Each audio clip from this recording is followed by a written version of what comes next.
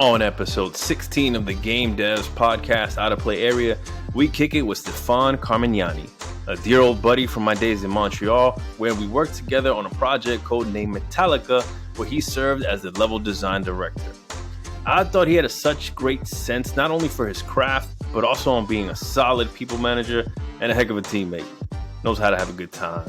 He's now a creative director at Rovio in Montreal, and he's done level design for Batman Arkham Origins, Deus Ex Human Revolution, Army of Two the 40th Day, Splinter Cell Conviction, and more. He's a veteran in the industry since the late 90s, and we go in on his work developing VR for arcades. We talk about the work it takes to build out a broad and diverse team, as well as the importance of representation in today's games. We talk about his journey, his learnings, and what the developer endgame can be. I had a good time with him, and this actually ended up being more of a conversation than a developer interview. I'm curious to see what you think. Please welcome, representing the south of France, coming to us from the lovely city of Montreal in Quebec, Canada, Stephan Carmignani. Let's start the show. Bienvenue, welcome to the Out of Play Area podcast, a show by video game devs for game devs, where the guests open up one-on-one about their journey, their experiences, their views, and their ideas. No ads, no bullshit. Join us as we venture far out of the play area with your host, seasoned game designer, John Diaz. Are you drinking anything? I'm drinking a lot of things at the same time. I'm drinking coffee. I'm drinking bourbon with ice and water. This is a Stephan I know and love and have worked with. I have my water. Where's the bottle? This is just a Flemish sour. Nice. I like these little tardy. Ooh. Oh. Let's do this, man. I love these because it's like my head is in a different space, and then it's like a hard stop of like, oh shit, I got to do the thing, and then pour myself a drink. And it's great because normally I'm so bad at leaving work, right? Like, or stopping work at a certain time. Yeah, it's even worse now, no? I was about to ask, how do you make sure that, this is the end of the day? Because like everyone I talked to recently, that's their problem. They can't stop. There's no limit. There's no boundary anymore. So they have to put themselves like a hard stop, but then they receive a message on Slack and they're like, okay, let me turn on the computer again. And then, Yeah. So this has actually been good. Like the podcast has been good for me for so many different reasons, Steph. And that's one of them. It's like, yo, I'm booked with this guy. It's like a meeting. So my calendar's blocked out. Yeah. My wife's in charge of the dog, all the stuff. And work, I put my Slack away, all that. So nobody can permeate this bubble, right? It's like, and then when I'm done, I'm like, ooh, let me go back to work. But then I'm really like, I've been drinking and stuff. So I'm like, can't, not a good idea. Let me leave it for tomorrow. Probably the best result when you're drunk. Hey, to that, sir. Santé, brother. Cheers. What type of bourbon? The cheap one, Bullets. That's all I mean to you, Steph? No, but it's because I like to mix it with orange juice and ice cube, so I don't want to buy something fancy. Good point. So it's something like $30 or $40 the bottle, and I just mix it with whatever. It's actually pretty good. That's a very good point. For the kids out there, it's very dumb to buy a high-end alcohol and then just to mix it, right? Because you don't like the flavor. Right away, yeah. Yeah, I'll say this. I like most of the things I do like with ice, at least. So some people will be like, oh, you're watering it down, but I like it very chilled. Yeah, and the older we get and the more ice, I put in there. I've noticed that like I went from like no ice at all, everything has to be dry, to maybe an ice cube or two, and now it's like completely full, and then I fill in between the gaps, with alcohol and stuff. It seems like there's so much more alcohol in there. Yeah, and I let it sit, so it's like super dilated. It's pretty cool. I like it. Pro tips from the veterans.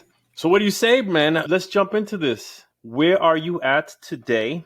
What are you doing? What's your role? Well, I've been doing a lot of things recently, but the thing I'm focusing on, so right now I changed job, I'm working for Rovio, and I'm the creative director in the Montreal studio. So We're doing a lot of things. We're opening a studio during the pandemic. We're building a team, and then we have like several projects that we kickstart, from scratch. Plus other things, that we're doing on the side. Like we're helping, other projects. So we're doing all of this from home. As we all are. Yeah, and it's not that difficult, to be honest. Surprisingly, I bet you that was a surprise.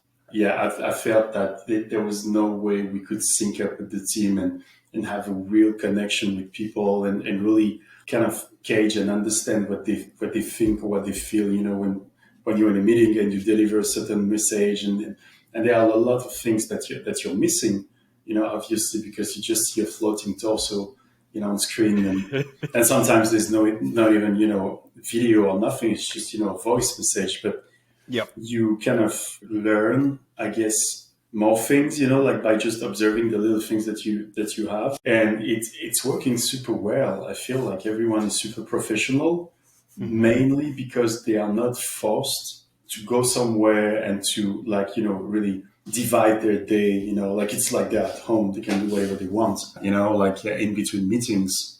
I don't know what they're doing. I don't really care. What matters is that, when we meet and we have deadlines and we have deliverable, it's there. We can review it. It's working. Everything else, is just a detail. So in a certain way, I feel like, we got closer from each other's. I'm even talking to people I haven't talked in decades.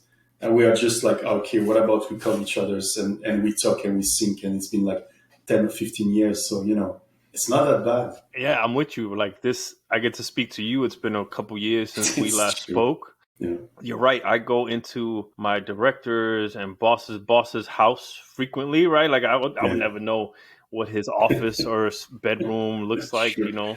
I'm in there, I see the books on the shelves, the games, and that's been fantastic. And you make a great point where because we're working from home and it's like we don't want to blow it, we don't want to mess it up. Yeah. We become extra professional. Like we're more professional than when we're at the office. It's kind of funny. It's true. And plus you get, as you said, you get to see a little bit of what that person's, life is. Like I'm looking at your background and I see all the jackets and stuff properly lined up and I see the books and everything. And I'm it's kind of cool. Mm-hmm. I get to see something maybe I wouldn't see. For sure. I usually keep a virtual background too, so I could be extra messy. I can tell you have a VR headset and all that kind of details, I wouldn't know. So you see the live cameras. I can see the lighthouse on the wall. It may very well be the new normal. I have a lot of skin in the game to say that hopefully we will stay in this hybrid model from now on. Nobody can tell me ever again to be like, we got to all be in the office. Like I'll call bullshit. It is true. And at the same time, you still have people that I've been working with a couple of people in the past months or the past year that couldn't leave the 9 to 5, mentality. And you could tell it was difficult for them. They would try to time your day in a very specific way, to optimize the time. And you have to sit with them and say, I don't have to optimize anything because I'm here all the time. So you don't have to book the entire day meeting with me. You just call me, I'll answer. And then if I'm outside, I'll still answer. And you get your answer, and then we go back to, what we were doing. Mm-hmm. So there's that kind of freedom where I don't really care, when you call me or where I am, at the moment you call me. What matters is that you have a question, I might have an answer or the opposites, and the rest is just a detail, so, but it's very difficult for certain people. I can tell some are very stressed by the situation. They've lost all the, They've lost control. Yeah. I keep on saying telling people to embrace the chaos up to a certain point. And then after that, try to organize your life around chaos. I think you make a great point, Steph, where if you're the type of company that wants to be stuck in your ways, I think you're going to risk losing a lot of talent, right? It's a big recruiting tool to go with the modern perspective and openness, right? Yeah. And the more you insist on a certain way or control, the more you're going to fall behind, I think, right? To your point, you got to embrace the chaos a little bit. Like there's a nice balance in the middle there somewhere. But it was a nice test, for a lot of big companies. Like before joining Rovio, I had a couple of interviews with companies and I would ask them, when they are like, do you have any question? And I would ask them, so what about, working from home, and what about, hybrid kind of solution where maybe, like I come to the office 2 days a week and the rest of the time working from home, and I can stay with the kids or do something like this. And I can tell you that a lot of them, they're like, fuck no, why? Once we go back to work, we go back to work. And you're like, okay. Easy decision. Yeah. I mean, some teams, I guess, don't have the same luxury as other teams, right? But again, it's to their detriment because now we are more flexible and we have way more options than we used to in the past. Just hiring people, man. We are hiring people right now. And now I don't have to say, well, you have to be in Montreal. And like, you have to be on a time zone that is still acceptable so that, my day is your night and so on and so on. But at least we can have some FaceTime moments during the day, a couple of hours. Do you do your stuff? I do my stuff. We sync, but now I can I can post, an ad for a job opening and literally say, this is what I need. I don't even need you to be there. It's just be the best. You do the interview, and if you're really the best, then you do your stuff, I do my stuff, and we'll work together. I know companies are dealing with like tax implications, and I think they're able to get around it with contracts, right? So if you're not full time and if you're contract, then this kind of international boundaries doesn't even factor in anymore. It's super interesting, but you're right. You can get the best talent, right? As long as the timing works out. What about you? Do you work from home? Do you go back to work from time to time? Yeah, I got the job with EA in October, and I've never stepped foot in the office. I've never seen it. I'm dying to see it, bro. I'm such a guy. I love the high tech architecture and the snacks, and just seeing all the different desks. Yeah. And I haven't seen any of that, man. And it's in a nice location. It's like downtown, right by all the towers and Pioneer Square. And I've never stepped foot in it, not once. But for sure, it's like we kind of forget that for a lot of people, it's some kind of validation. You go into the office, it looks good, it looks expensive. You like, it validates the fact that this is the right move. That was the right decision. Look at this place. They couldn't afford it if they were not, in a good health. And now you hire people and they are like, but is the company? You're like, yeah. Okay. But they look at the background and they have like tons of stuff, behind me, and they go, oh, okay, we believe you. And they need that validation that the company is doing great. So you need to come up with different numbers to validate that. It's a thing, man. I remember when I stepped foot into Warner Brothers Montreal, the location and the floors and the roof deck and all that and the logo from afar, right? Yeah. I was like, oh my God, this studio, this is it, man. I definitely want to be here. I want to work here. I want to be a part of this, Yeah, no, exactly. And to be fair, right, like the people were what that place was all about, right? Like the building, I quickly found out like the building's awesome and the proximity to the metro and things like that were nice. But the hardest decision leaving Warner Brothers was because of the people, for sure. Yeah, but did you leave for like another job, or you just got tired? Amazon hit me with the money bag, and I was just like, course, yep, I'll take that. Well, to be fair, like it was totally like, hey, do you want to do the game thing? And we had gone through a lot over there with the different projects that they caught me at a perfect time of like, oh man, I don't know if Gotham Knights is gonna go, and so they were like, hey, we're working on the engine. Come help us build the engine. And at that point, they got me at this perfect space mentally and even kind of like empathetically where I was like, yeah, man, game development, you can spend all this time on one project and you'll never know. But if I go work on an engine, the engine's just going to keep growing and I'm going to see so many different projects. You're helping everyone and you're like the center. I'm pretty sure I've watched a couple of videos. You did tutorials, how to use this, how to use that. So, I'm pretty sure I've seen a couple of them. I tried, man. I tried. That is cool. It was cool because, for like a systems designer, a technical designer, it's a lot of our job, right? Like we usually are walking the player through an experience. In this case, the game was how to use the tools and my player was the user, developer, right? So it was cool talking developer to developer in that respect. Yeah, I thought it was smart. I looked at that and it was like, this guy understood everything. He could explain 1,000 times to every single person, or he could explain one time to 1,000 people and just do something else with his life. You get it, bro. You get it. It's all about scalability. We were talking and speaking about building teams and hiring and things like this. You brought up something super interesting where you're now able to look outside the normal disciplines for your team. Can you speak more about that? Yeah, so okay, I can't really say a lot about what we're doing, but I'm trying to look at the different needs from a different perspective and tell myself, if it's not the designer that is in charge of this, who else? What kind of profile, what kind of experience am I looking? What kind of feedbacks and knowledge? And yeah, we hired a couple of people that were interested for the gaming industry and had a small experience in the gaming industry, but came from like different background. Like we have someone that has a strong background in industrial design. So wow. This kind of person, are perfect for defining metrics and navigation and making sure that everything, is super tight, in terms of space, volume. And so if you have someone like this in your team, that kind of experience, it comes naturally to them that they have to think about all this stuff versus a designer where you have to explain, well, think about navigation, think about this, think about the rhythm, the pace, and the feeling that you get when you enter that room. What are you trying to do, or what are you trying to convey? And then after that, you have to explain to them a little bit different tricks, that you've been using. But when landmarks and exactly. But with this kind of profile, it's like it's my job. I've learned that. For real application, for like real physical. Oh yeah. If you look at games, like what works for real life tends to work for also in the gaming world in terms of like world building, especially.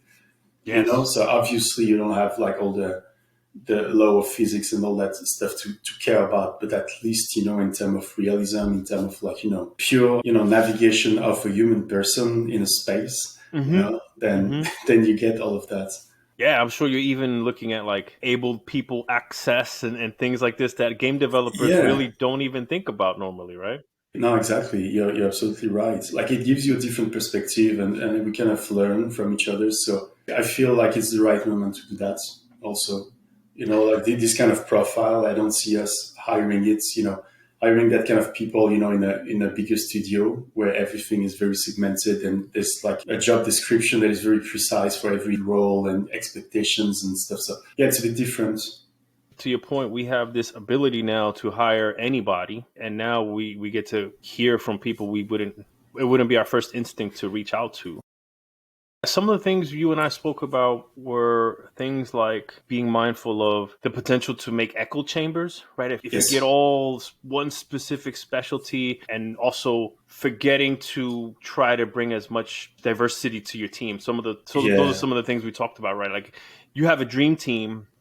You're like, I want that person, that person, that person. But you have the potential to create what you called echo chambers, and you lose sight of bringing people that can bring a different perspective. No, for sure. A lot of studios are guilty of this, especially in Montreal. Like, well, it's the same everywhere, but like people working on big IPs, and it's been like 10 or 15 years, and they tend to hire the same kind of profile as the one that's on the floor, and they don't.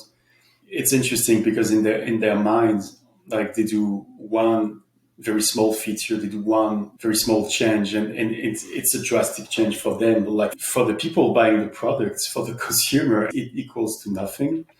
So, but like on the subject of diversity, like I feel it's a topic on its own. It's one big topic, honestly. Not there yet. Like you already know that, but we are far from having like a workplace that is like and I'm not talking about Rovio, I'm talking about in general, and I'm looking at Montreal. Yeah, it's a lot of, white dudes and there's not a lot, other than that. I know that other studios are trying, like there's Phoenix Lab that just came, that is opening a studio in Montreal, and I feel like they are like doing something good. Like at least they seem to attract more diversity. So I didn't really look into like the messaging, the way, they speak to people and what exactly they tell them so that they understand that. I think this is a place for me versus working for like another studio in Montreal, but I feel like they're doing something right. That's kind of like, when people say, hey, interview the interviewer kind of thing, is whenever I'm talking to different companies or teams, that's something I'm more mindful of these days, right? It's like, hey, who am I seeing across the camera now? Now it's the camera, and if it's all just one profile, Yes. that tells me I was something. about to ask you, like, did you put the screenshots of like the mugshot of everyone you've interviewed as a wallpaper and go, oh fuck, what am I doing? What's going on? So yeah, to your point, I try to kind of lay these out in Yeah, order. I yeah, try to put a sequence in, right? And my wife tells me, "Hey, people are gonna figure out there's a pattern or blah blah." I'm of like, "Yo, but course. it's a fucking pool, right? Like I'm just trying to talk to Yeah. anybody who will talk to me, right?" But yeah, it's a tricky subject, right? Like, But you know what? Like, I think it's fine that we see a pattern, because I think we need this. Like, we mhm, all patiently waiting for this to happen, organically. Like having mhm, different profiles from people coming from different places, different, origin and sexual orientations, and so on and so on. We are like waiting for this, and we think, oh yeah, it will happen by itself. Organically, it will happen by itself. But you need to have a pattern at the beginning. You need to kind of go into a mood where you will tell yourself, this is what we need to do. This mhm, is the first step. You remember, like, last time we had a conversation, you and me, and we were talking about why is there not enough, women or mhm. like people of color, or like. But then let's look at the product we're selling, and let's look at the skin color and the genre that are represented, in the games that we build, or that we've been building for the past, 20 or 30 years, and Yeah. you'll be surprised. It's there's not a lot of variety. So if I were, a person of color, and I would look at all the catalog of game, I would go, I think I like video games, but none of these characters are kind of representing me. I can't identify to the characters, so I will just take in the experience as a whole, but I won't invest myself in this because I don't recognize myself. So if the first thing that you see, when you look at the cover of a game, is not someone that looks like you, or Yeah. that represents where you're coming from, then good luck getting all these people interested in the video game industry. And then after that, we're like, well, how can we have more diversity? I was like, well, one thing at a time. First, let's represent everyone in a game, because like if you go outside and walk in the street, like you pretty much see everyone, everything. It's like a big melting pot of people. Let's do this, Mhm. and let's give them the time to acknowledge that, oh well, I think this game or that product or that IP is representing me, it's talking to me, I'm Yeah. interested. And Yeah. then after a while, and I'm not saying it's going to happen in the next 5 or 10 years, it will take a time, then people will probably get interested in, I want to make something, I Mhm. want to create something, I want to work in the video game industry. And that's when all these people will be more interested in this, and we can talk about proper diversity. So yes, we have to force it at the beginning, and to your point, like having a pattern is the first thing to do, to say, Mhm. look, yes, it's forced, but Yeah. it's not forced because someone has a gun to my head and is forcing me to interview women. It's just, I want diversity in my podcast, so I will do it like this, until it becomes natural, and so I feel you need this. It's not a bad thing. These are challenging, tricky conversations to have, but the first place Mhm. is to have them. And if somebody wants to crucify me in a message, so be it, right? Like, hey, I'm trying. We're trying to figure this out. I'm You probably know, the wrong person to talk about all this, but you're the but best. You're I the man. acknowledge all this, and That's the first step. That's the first step. yeah, yeah, yeah. I like it now because it's something you don't see addressed, right? People be quick to be like, hey, you need to have more representation on the Yeah, development side, but at the same time, also put the representation in our game protagonists as well, right? Like not just in a character creator, of but course, really but build narrative around these people. it's a touchy subject. I don't know if you remember that game called, what was the name of that game, where like you're a student and you can go back in time, and you can change the past and impact the future, and oh, Life is Strange. Yes, yes, yes, So yes. Life is Strange, they tried to do something, and they were like, okay, like female characters, and the cast is very diverse, and they Hmm. represent a lot of things. And the first thing people said was, yeah, okay, but it's a guy, it's a white guy writing the dialogues and the emotions and everything for a little girl, like a teenager.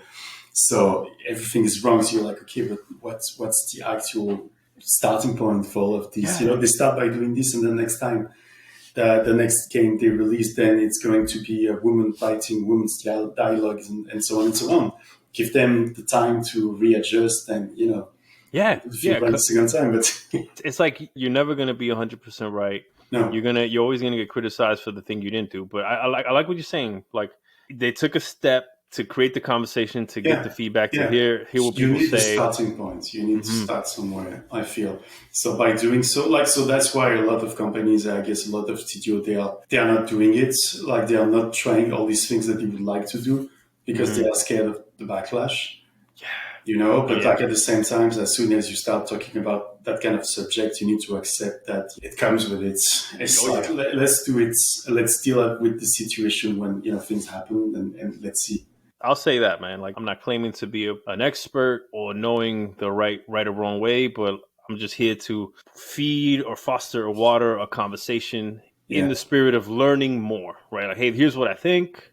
I want to know what you think. Hey, what do listeners think?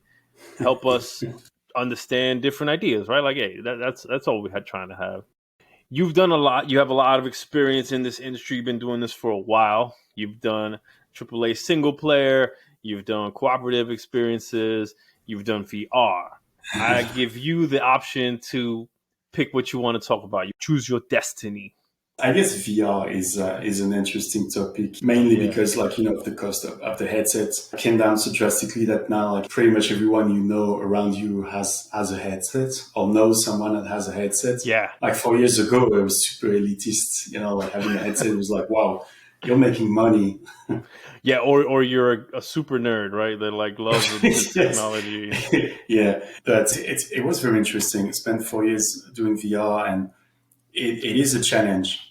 It's like you think you're coming from all these big AAA games and it's going to be, a walk in the park, and you just do the same stuff but in VR, and then you try it and it doesn't work. Everyone gets sick, and then you realize, okay, I'm going to be fighting 99% of the time with motion sickness and discomfort. And I need to make sure that the experience is perfect and comfortable.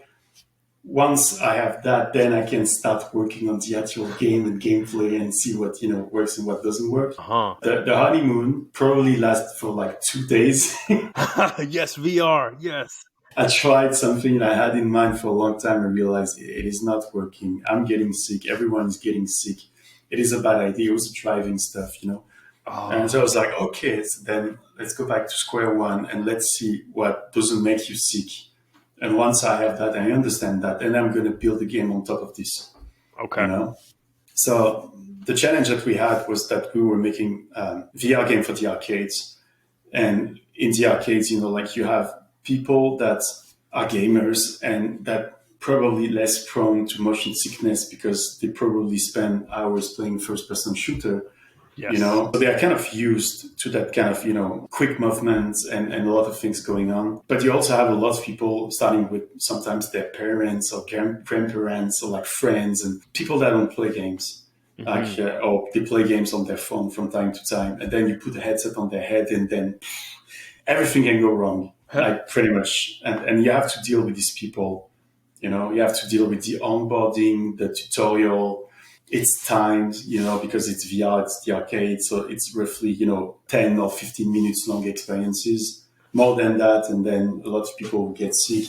So it's really a super condensed experience where you kind of accept that you have absolutely no control. Like I can do a tutorial with you and then tell you, look over there. And if you don't want to look over there, then what do I do? Do I stop the game? Like I need to continue. Like, we kind of forget that when you do a tutorial in a regular game, you're going to say, I'm taking control of the camera and then look over there. And that guy is coming from there and have a nice cutscene. Everything's fine. You can't do that in VR. As soon as you take control of the camera, you take the person out of the experience. Like a good VR game should never do that. So starting with this, like, how would you make a tutorial? How would you make me go toward a specific area and ask me to do something? Yeah, that's an interesting problem to solve, right? What we do, we solve problems, but you're right.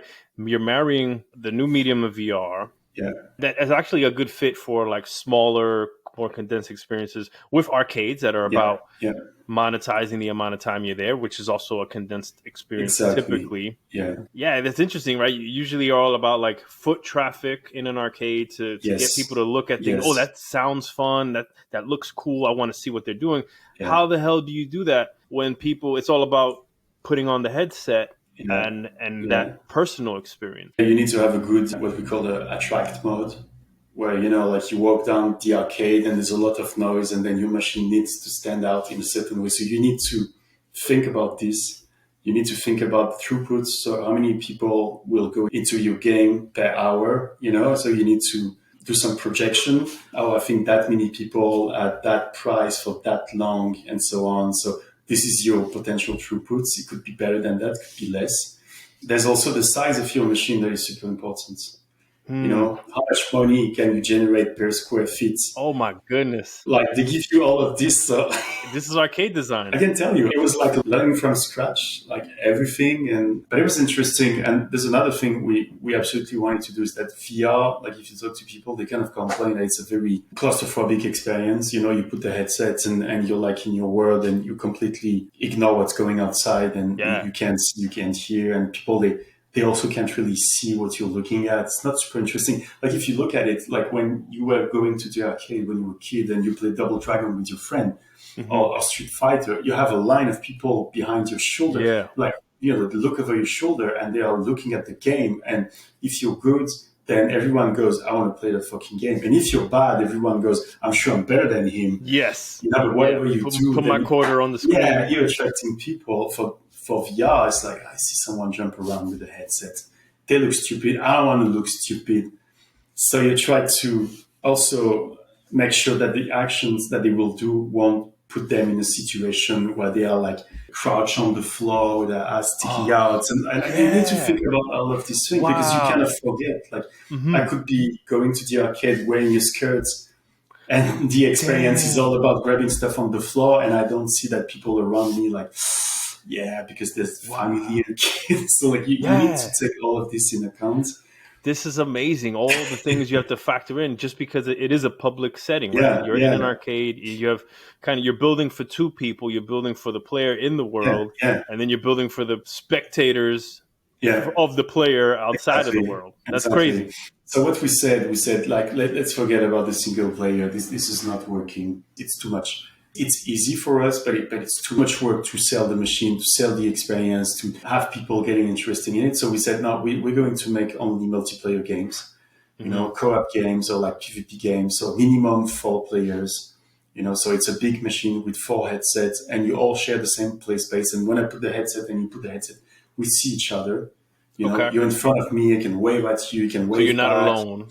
Yes. You don't feel alone. Exactly. So we kind of break this first barrier that is, I'm not sure I want to put a headset on my head in front of like stranger and act like a fool and then remove the headset and have people laugh. Now we have 4 people. Yeah. So I feel safe. I'm like, if I look stupid, we all look stupid. Yes. Yeah, it's a big part. For whatever reason, I don't know why, this is taking me back to like the old, it was. I think it was Dance Dance Revolution, but then the next version of that, like the Connect version. Oh, right, yeah. It's a bunch of people dancing and it's picking us all up. So it's like, all right, I don't know what I'm doing, but since I'm not alone, I don't feel that bad, right? I feel safer to look like a fool. No, but it allows me to get immersed in the experience and kind of let the world disappear a little bit. Exactly. And on top of that, we had to build the machine. So I think, we've all built the PC and both parts and fixed computers. But now you have to build like a big machine that needs to be solid enough that like, a flock of kids can like just arrive in the arcade and jump on the machine and try to scale the machine and it won't fall. It won't tip over. Is that something that you have to worry for? That's that for real. Wow. It is a lot of constraints, but it's a good thing because, like it's better than starting a project and go sky's the limit and like, oh crap. What are we going to do? Like you already have like some like a lot of constraints. So it kind of guides you. Yeah, constraints are our best friend, to be fair. And all these arcade owners, like they want you to succeed because obviously if your product is good, then they make profits. And they want to buy another machine and sell that machine to other arcades. And And so it was a fun experience until COVID. Yo, that's right. I was about to ask you, oh, please tell me there's a healthy arcade market out there, right? There is, it's because of COVID, they closed the arcade, and obviously nobody wanted to put a headset on their face during a pandemic because it doesn't make any sense. Even though I'm sure some people will have done it, we've all seen what happened this past year, compilations of of YouTube videos. But no, we had to stop, and that's when I thought about do I want to continue into VR? And then obviously I wanted to do something else, but VR is going back full speed. They came up with different solutions, machine that will clean with ultrasounds, the headset in between every people. So obviously the throughput, is suffering. But if you look at pictures from these arcades, on the first day they opened, they had people lined up all around the place. This is as bad as people, they want to go out, they want to play games, they want to go back to the normal life. And I think the arcade has something comforting, going into an arcade and seeing all these old machines mixed with new machines and and the closed stuff with the toys, and it's very comforting. Mm-hmm. You're in La La Land and everything's fine. So during the pandemic, as soon as they opened the door again, I think people, they were we need to go back to that feeling, Hell yeah, I'm with you, man. So this machine you built this, is it live anywhere? Is there a few models? Is there any specific game? Yeah, so I think there's over 30 or 40 locations across the world now. Hell yeah. Yeah, no, it was pretty cool, and I'm pretty sure right now they will sell even more now that the arcades are opening. Yeah, we started with the game that is a cooperative game. Do you remember the game Hungry Hippo? Of course. So Hungry we Hippo. were this concept is cool, and it's really super hilarious. Anyone plays different generations. It's insane. Well, it's a resource grab, right? Yeah, exactly. So we took that game and we were how can we make it at least the base mechanic into an arcade machine? So we did that game called Chaos Jump, which is you and your friends, you're part of a team, and you travel through time and space. So you have that big time machine at the center of the play space, and if you remove your headset, the time machine actually exists. We've built it. Oh, that's so cool. It's you see the machine blinking, and you put the headset, and the machine is there, and you can touch it. So it's a weird feeling. So the goal is that you travel in time and you steal gold, you steal treasures. So it's team-based stuff. So obviously the team with the highest score, wins. Yeah. But among the team, you can also steal each other's, resources, and you have to protect each other as there are enemies trying to stop you. So you see a lot of situations where people they play together until a certain point where they turn against each other to go back to playing in cooperative mode and so on. So it was a lot of fun, and I think this game really kickstarted everything. Okay. And then we went into a more esports PvP kind of stuff, with a game called Reclaim, which is really a love letter to Quake 3, which is a game that really had a big impact on me. Hell yeah, you and a lot of this industry, man. Yeah. So Quake 3, was that your first kind of competitive LAN party game? Yeah, well, I played a lot of Doom, a lot of Quake, a lot of Counter-Strike. A lot of Quake? Is that how you got into level design? Yeah. But I was really into Counter-Strike and Unreal tournaments. When they released the first editor, for everyone, I was I can't believe it. There's a professional editor at home with proper tools. It wasn't Worldcraft. It was super polished, and I couldn't believe it. I would spend evenings just doing that. This is actually a great segue, where I never get to ask my buddies, where did you fall in love with games or game development, right? And so you were a modder. Those are your origins. Yeah, well, I got a computer when I was 10. My grandpa got a computer to hold his grandson. It was everyone gets a computer. I think it's the future. And at the time, I was 10. It was 1985 or 86. Where were you at this time? Well, I was in France. What part? South of France. That's the beautiful part. Yeah, man, it's super warm all the time. It rains a little bit, and that's it. That's winter. Oh. Yeah, I got a computer, and you know what? It's funny because I kind of looked for that specific model recently to see if I can find it. And I completely forgot that at this period in time, like when you bought a computer, it came with a massive book that would say, here's how you use it. Let's learn programmation, like let's code together. You will learn a language. And everyone would do it. I did it, you know, and I was building my own game at one point, very rudimentary games, but, you know, I would do it. Now, you don't have that anymore. You buy a computer and that's all it gets. You go back home and you plug the computer and you're like, now what, you know? Yeah. Damn. Yeah, you're taking me back. It's like the act of getting it's like, all right, this is going to be a shitty example and I apologize in advance. It's your show.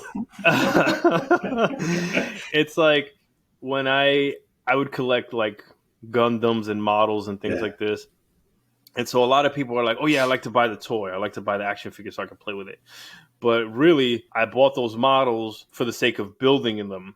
Yeah. And then putting them together. And then, I could play with them. But the joy was assembling and learning how this thing is constructed. And we don't have that anymore with computers, right? Like, you have to put this shit together and configure the OS of the BIOS. Pretty much shit.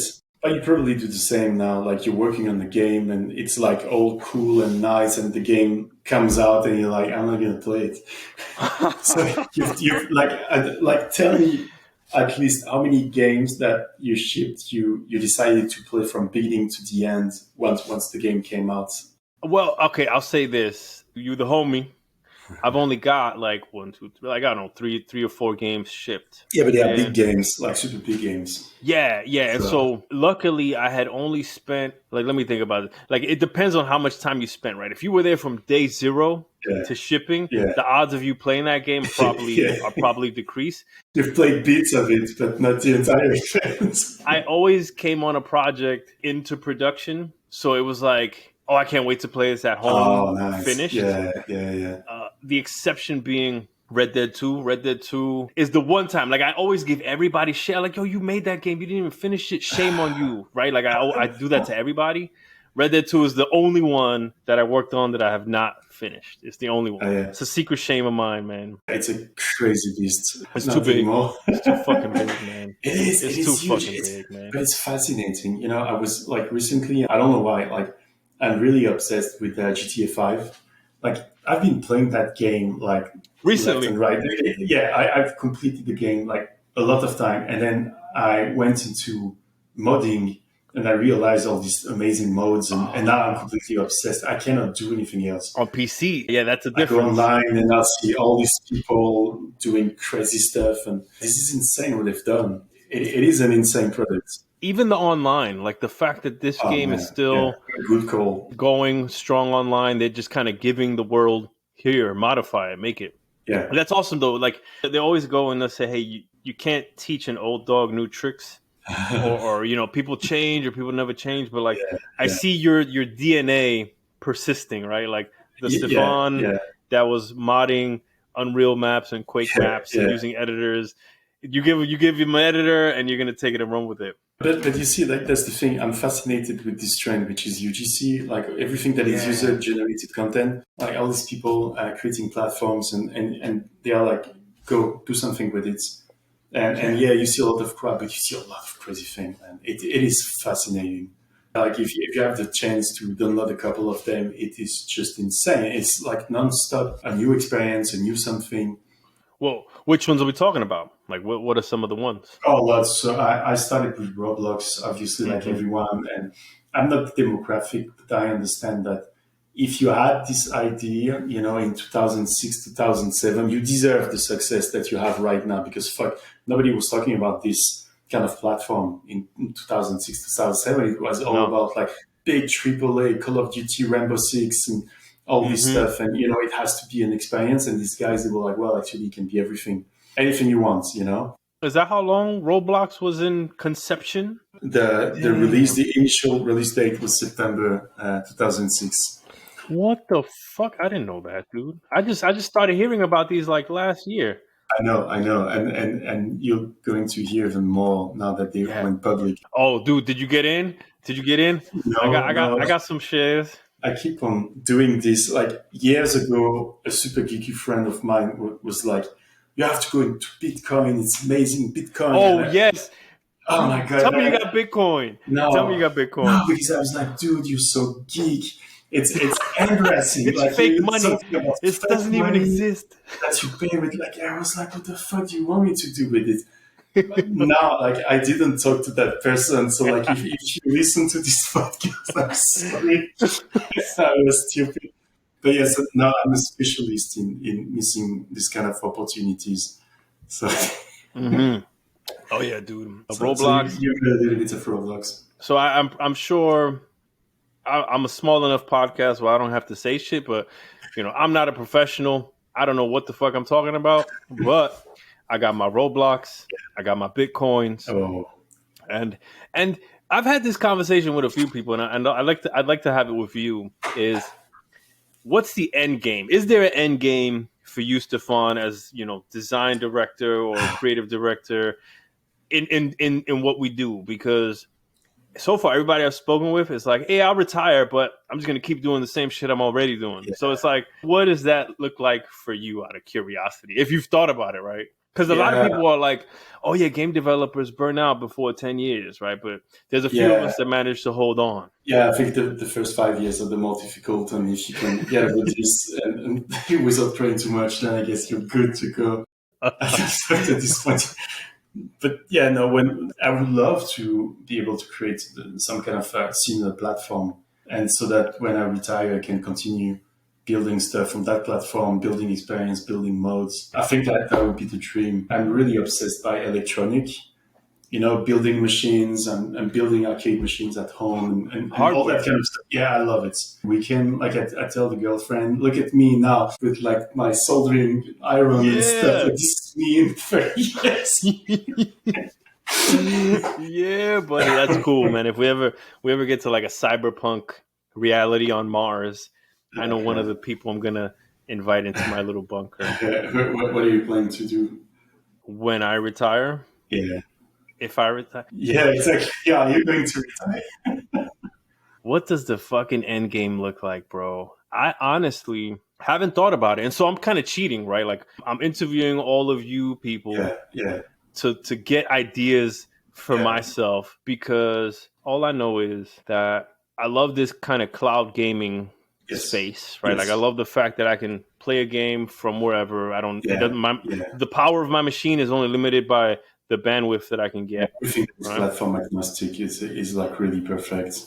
And the next thing for me is really the same application to development, right? Yes. So I don't want to be tied to my beefy ass, RTX 3800 video card and power supply to do what I do. I want to be able to work and develop in the cloud, build this shit, check it in, right? Like no perforce restrictions and merger issues, right? Like, that's where I'd like to be, right? Because I don't think I would stop, man. I think the only thing that would change is that I have enough dividend or interest money coming in. That's the thing. Once you're comfortable, you're like, you know what? Let me help you all. Free advice for everyone.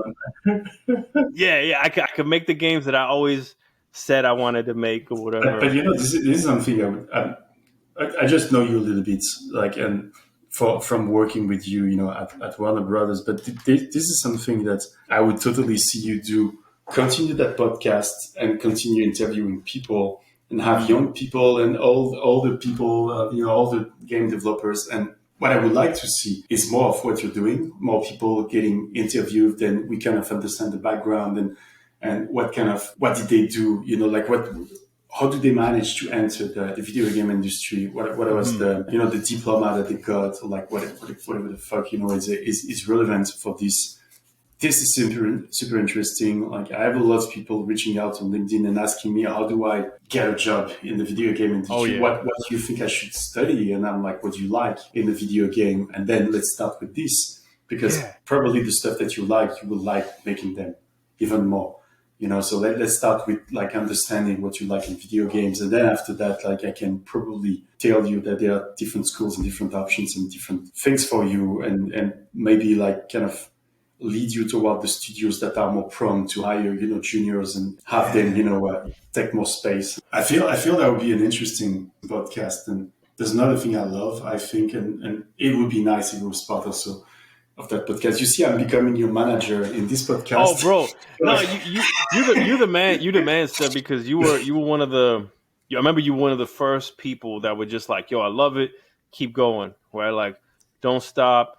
Here, ask this, I want to know more about that, and so you were one of the handful of people that kind of gave me the spark to be like, okay, I have no clue what I'm doing, but it much is the same as my game development career, right? I have no fucking clue what I'm doing, but I'm not shy about it. I'll acknowledge that, yo, I need help, I need feedback, and I'm damn good about listening to the shit and adjusting the knobs, right? And kind of going back at it. So thank you, man. Thank you. Oh, you're welcome. But I think you've reached a point, and all of us, we've reached an age and a point in where we can start looking at other projects and give advices. And we're not going to tell you or to give you the solution, but we can tell you go toward that direction. You might see, better results. And that's something also I kind of enjoy recently, working with different people that work on different projects and look at the problematic they try to solve, and they are too into that problematic, and you arrive from the outside and you're like, well, I guess this is working, this is not working, maybe you should invest more time in this, forget about this for now, and now you kind of laid out some kind of future plan for them in terms of production. I think that's one of the things that makes you a great director, to be fair, is like you have empathy because you know what it takes to do the job. And I've seen you kind of roll up the sleeves and get hands on. You be like, all right, step aside, let me do the thing. Or as soon as you're gone, I'm going to hang out, I'm going to check your stuff, I'm going to make some modifications. But like you're also great at nudging in the right direction without giving the answer, right? So the letting them figure it out, but helping guide them. And I think that's super important for anybody who manages team or talent. I do have one last question for you before we shift gears. So like we're not getting any younger, like we're getting old, and there's new generations coming in the industry, and obviously these new generations they have all the proper tools, they have like the tutorials, they have access to everything. So when they start on day one, sometimes I'm looking at some of the junior we have, and it is impressive. Like they know a lot of different things, and they can do scriptings, and when you ask them about how can you do this and that, they're like, oh yeah, I've followed the tutorial, I know exactly how to do it, I've done that yesterday evening at home, I was testing stuff, and you're like, Jesus fuck. They are more equipped than us, but they don't have the experience in terms of like they cannot really predict the future, and from time to time you'll do mistake, and we are here, to kind of guide them and help them, figuring out, what's the best solution based on all the knowledge they have. But you feel sometimes that you're reaching a point where you become maybe irrelevant, so it never happened to you. You're like, no, I think I'm still good. You're making us look at some hard realities, because you're right. Like I look at some of these juniors or new bloods that, grew up in the internet. Yeah. And they can have a YouTube video and be reading something and implementing something and then thinking about something else. And it's not a thing. And I think I came up, or you and I both came up in the space of we were used to reaching across disciplines and messing with tools. Yeah. And so we had a leg up over the specialist that was like, okay, I only know paper design, right? Or I only program, or I only do art, right? And so those people, the next wave was us, right? Like the multidisciplinary, right? We can get into level, we can get into scripting. Yeah. And then the next wave is what you're saying. Yeah. It's the generalists that are like, yo, I've done animation, I've modeled, I've designed, I've coded, like anything you need, I got it, right? I didn't have the same kind of pressure we did, because like for us, it's fine. It was fine to say, I don't know. Does anyone here knows? No, okay, let's figure it out now. Yeah. If someone goes, I don't know, everyone will go, didn't you watch the fucking tutorial? It's everywhere on the internet. How come you don't know? No, for real. Like, I'm talking to these guys, and they have that kind of stress that they're like, I can't say I don't know, because obviously the information is available everywhere. If I don't know, it means I didn't take the time to even think about my stuff. Versus me arriving in a meeting and I'm like, well, this I know, this I have no fucking clue. But they won't say anything because I'm the older guy. So they're like, well, it fits with this profile. I have a free pass, No, Stefan, I'm so glad you called that out, man. I think that's something that we can never stress enough is you come on these big teams and you're hired to do a role or a job and you're surrounded by experts and Yeah, veterans in their craft and we want you to use them and don't ever feel like, oh, I should know. exactly. If it's going to take you more than 10 minutes, reach out, man. Book a meeting, Yeah, hit somebody up on Slack, ask for help, ask for advice. It's okay to say you don't know. Once you're hired, once you sign and you're hired, it's okay to say you don't know. It's no, for okay. sure. But you see, like recently, I'll give you an example. I was like in a design meeting with another studio, and I'm kind of helping them figuring out what they want to do with the project they have. And at one point, it was an official meeting with everyone, and they got grilled by everyone. It was like, what about this? What about that? And I could tell they were like, we absolutely need to answer, but we're lost. So I had to reach out discreetly on Slack and say, hey, it's fine. You don't need to answer this. Just tell them we know. We'll figure it out once we get there. But for During the now, meeting? yeah, and Nice. yeah, Nice. like I was sneaking on the side and it was like, don't worry about it. We'll figure it out all together. Just say that. And then they came back to me after and they were like, oh, fuck, man. I thought I had to answer and I was like, about to panic and just, Close Zoom, unplug. I'll go to bed and you'll never see me again. And I was like, no. You don't care about that. It's fine. But you see, like, they don't feel it's fine. Like, they feel that they have to answer everything. No. I mean, I was totally like that myself when I first got in, right? Like I was just trying to do all the things. It's that never-ending imposter syndrome, right? Like, you just want to please, you want to have the answers. You have to live with this and like pretty much the entire career, especially if you're on the front line. You need to have a big ego and. There is definitely a profile of people that end up in like those roles, man. But I love it, dude. Like, we don't have the answers. We just have experience to share and let people know it's okay. Maybe that's the game, Old fart giving advices. Don't do this. The fact that there's like design consultation as a thing is always been amazing and abstract to me, right? The fact that teams will hire someone from the outside to come in that has no connection with the team or the project for their expertise. Yeah. But the truth is that when you hire someone like this, most of the time, if not all the time, you already have all the answers. It's just in toward a certain direction and you will agree or disagree with that person, but at least these people, they are just there as like, almost product manager. They will look at the product and they will barely give advices. They will take in everything you tell them and then they will go, well, this one is the most logical based on like the situation, the cash that you have and so on. And everyone goes, oh shit, good advice. But it's like, you already knew that. Dude, I love that you framed that. I never thought about it, but you're right. And that shit is worth the money most of the time, right? Like when you're second guessing yourself, it's like, man, I don't know. I think we got a good plan. And, this is the roadmap for the next 5 years, AKA hundreds of millions of dollars. So it's worth, whatever 5 figures. Five figures to get that validation. For the people listening, so John and I have that new service. We give you advice, invite us. We're fun, and Yo, I like it. This is definitely going to turn into an advertisement. I like it. Oh man, hey Steph, dude, the drinks are hitting. I can feel me getting flushed. I'm having a great time with you. Fine, perfect. Let's wrap this up before it gets out of hand, and then we break NDAs and shit. This is what I'm calling the lightning round, and I just ask you clear questions. You give me an answer, and we move on. Right. Cool. Here we go. What's the last game you finished? It was Captain Toad on the Switch. Captain Toad. Hold on, I gotta look this up. Amazing. It's a game where you have a treasure tracker. And you have small dioramas, and they hide, treasures, and it's like a platformer. Toad from Mario. Oh, it's deceptively complex.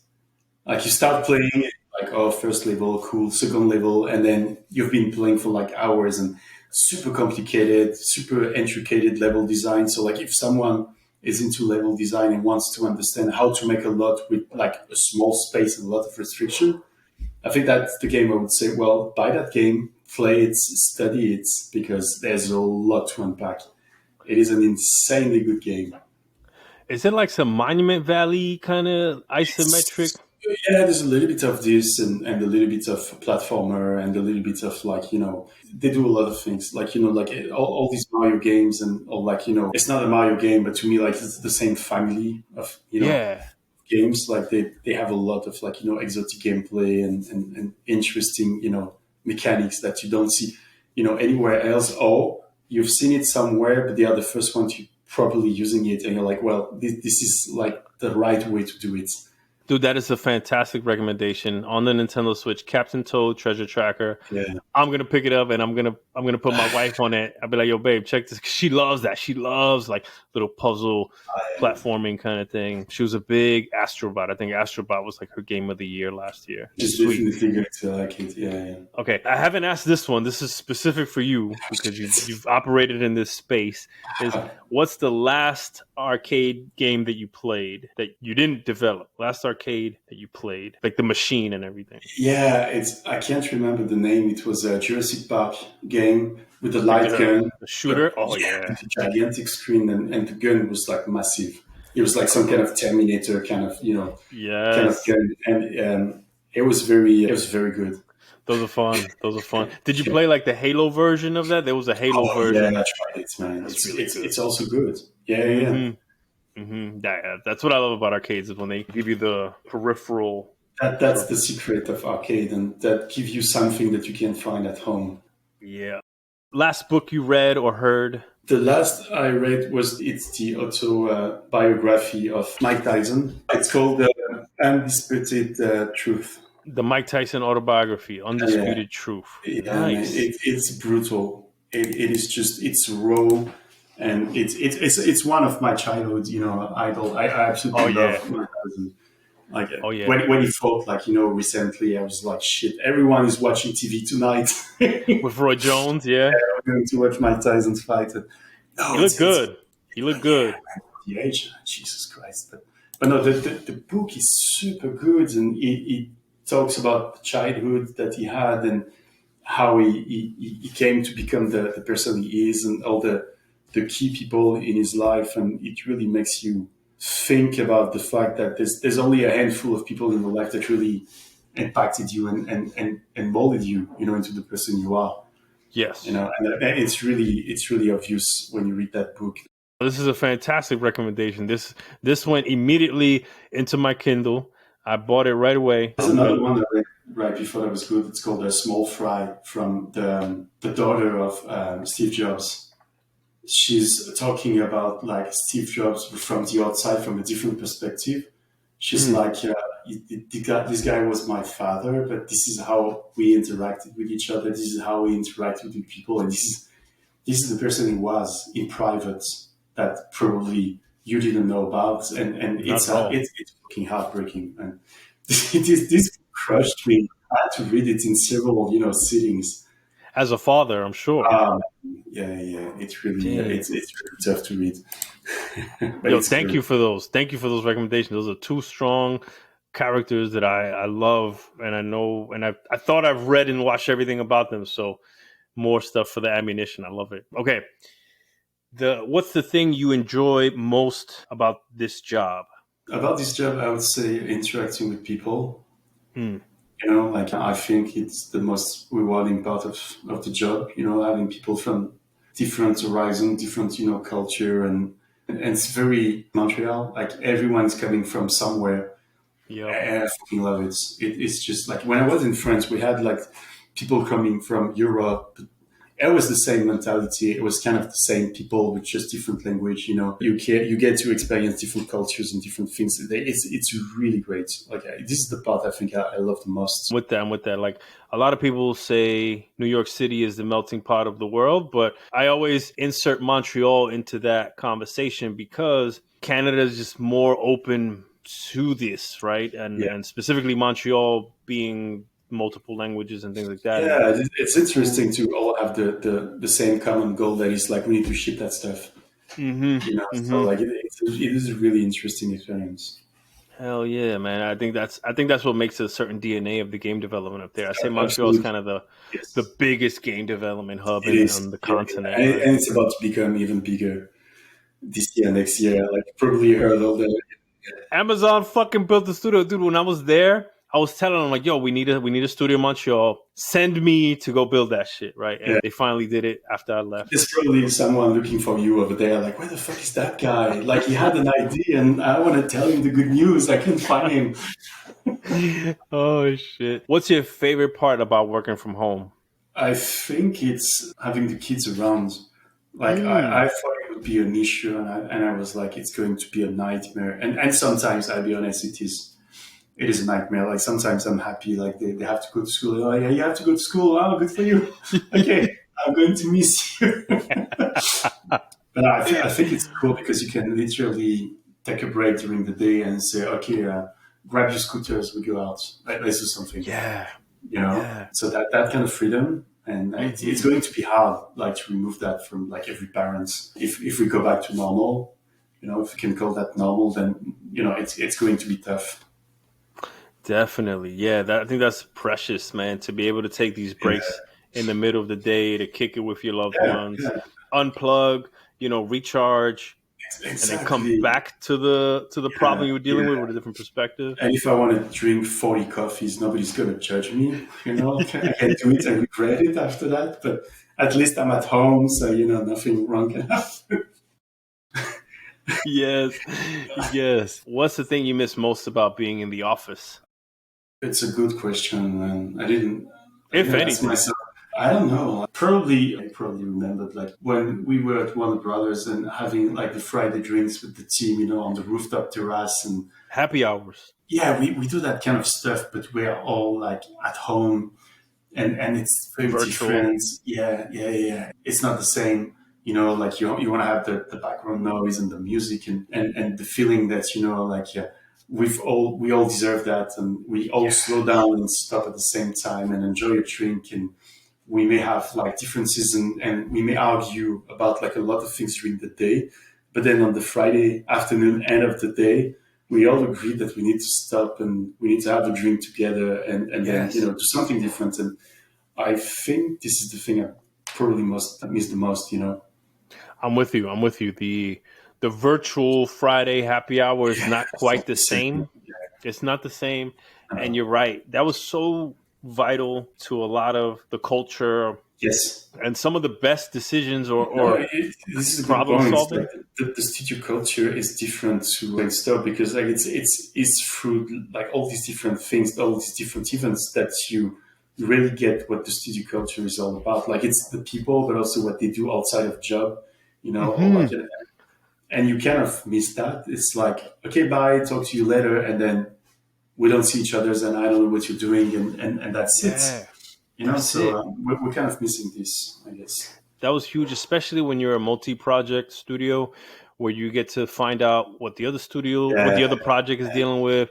You can like share ideas or like, hey, you got to come play test this, or hey, let's go check this out on exactly. Monday. Yeah, no, that's a good Yeah, point.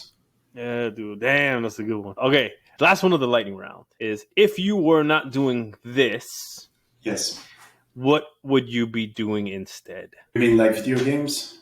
Mm-hmm. I think I'd be trying to make music. Yeah. That's my passion since I was a kid. Since I've started learning the piano and all this stuff. So I always wanted to do this, but obviously it's difficult. It's a very ungrateful kind of world. It's weird. What do you play? I started playing the piano, then played the guitar, the bass, a little bit of drum, and recently what I'm doing is just I'm using a computer to like kind of mix everything together and quickly prototype ideas. Like you have an idea, and before you have to plug everything and take the time, and by the time everything's ready, you either forgot the ideas or like it evolved into something different. Mm-hmm. Now Mm-hmm. you can say, "Oh shit, I think about something." Boom, you record it.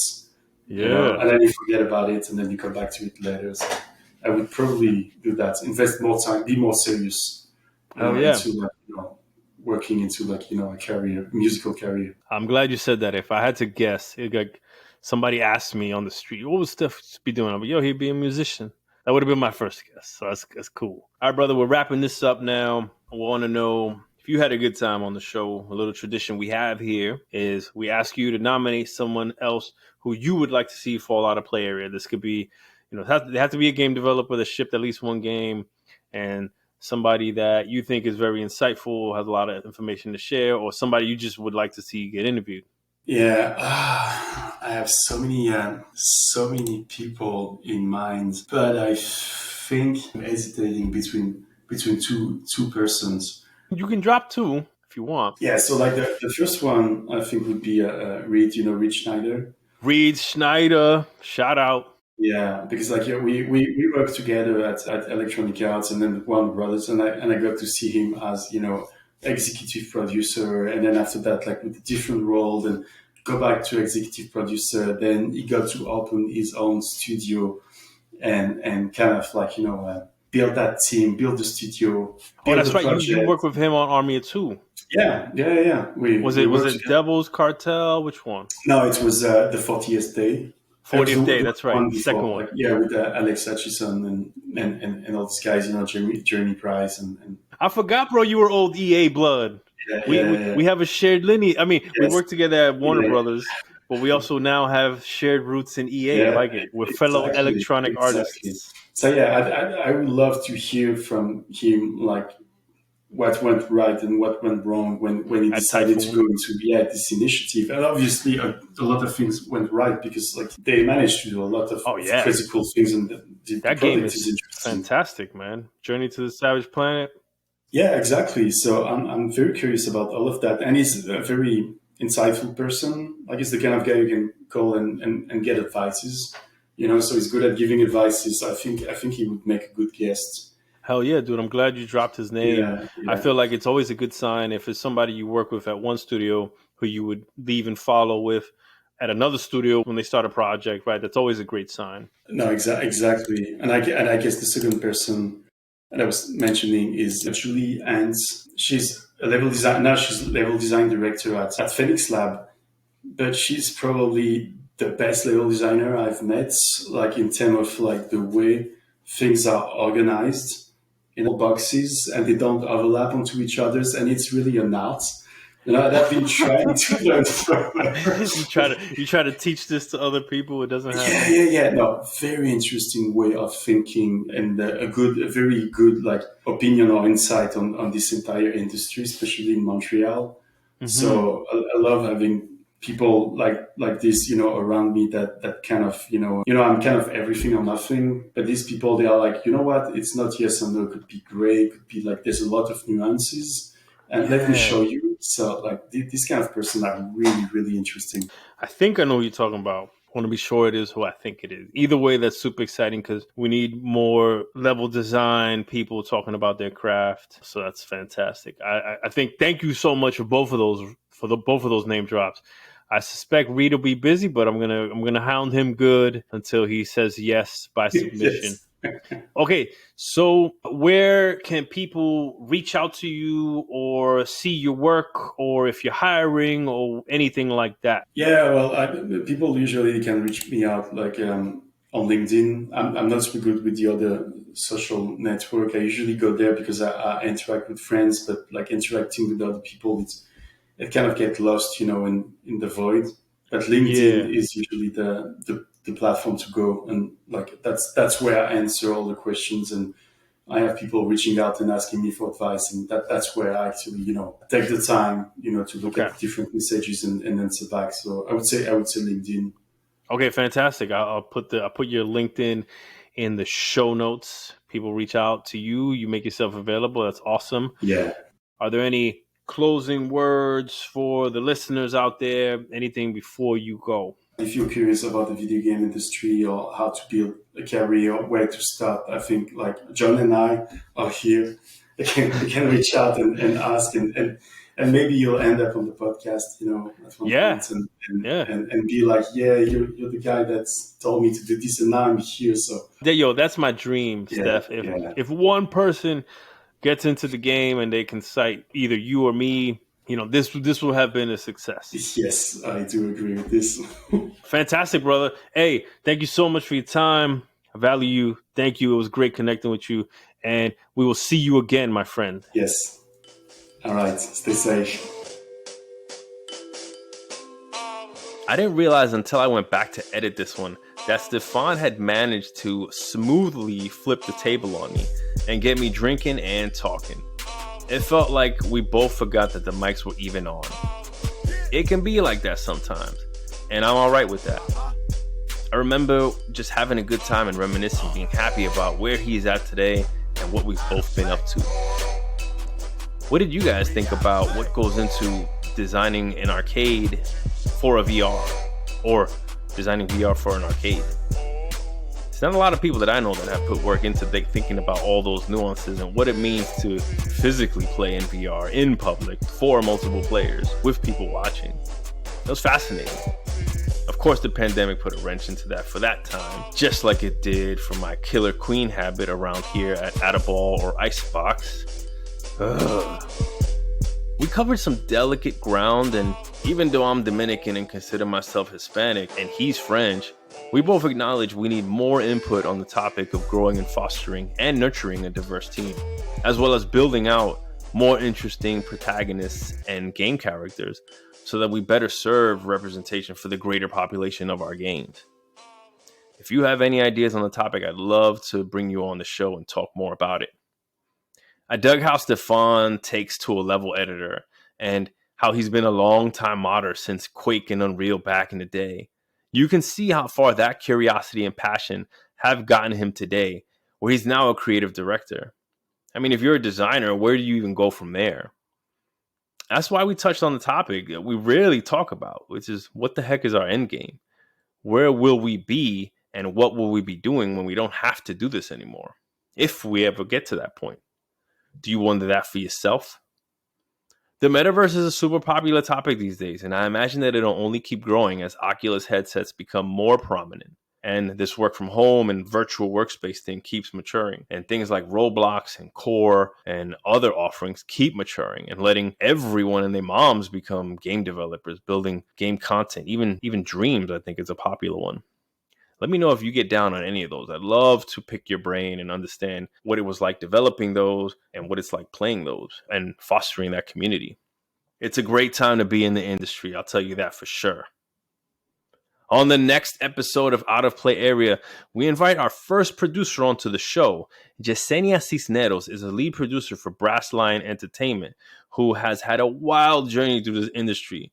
She comes from humble beginnings in Queens, New York, coming through on esports, working for Xbox, being a tester, moving into content management, and eventually finding her happy place as a producer at Signal Studios, then onto the Pokemon Company, then onto Mojang, and before which she got to where she is today. Make sure to follow the podcast so you don't miss when we drop that one on Monday, September the 13th.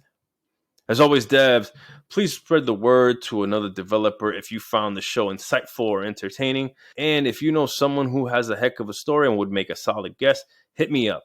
All of the contact info is readily available at outofplayarea.com. We drop new episodes every other Monday, everywhere podcasts live, even on YouTube. As always, devs, I'm your host, John Diaz. Until next time, stay strong, stay true, and stay dangerous. Mega Ran, you know what they want to hear. Flight attendants, prepare for takeoff. Cabin crew, please take your seats. We are now about to enter the out-of-play area. Yeah. If you can't reach me, I apologize. Since we out of play, I never compromise. John D, NYC, know we got the vibe. Make sure you hit that follow when you hit subscribe. Out-of-play area podcast. Out-of-play area podcast. We gotta play. It's just a little something for the game devs. Stay strong, stay true, and stay dangerous. Had to switch the styles for a challenge. Best thing out of Harlem since young Miles Morales. A new podcast comes to provide the balance with game dev veterans and rising talents. Out of play. Welcome to the Out of Play Area podcast, a show by game devs for game devs, with no ads, no BS, just the real. Welcome to the Out of Play Area. Let's go.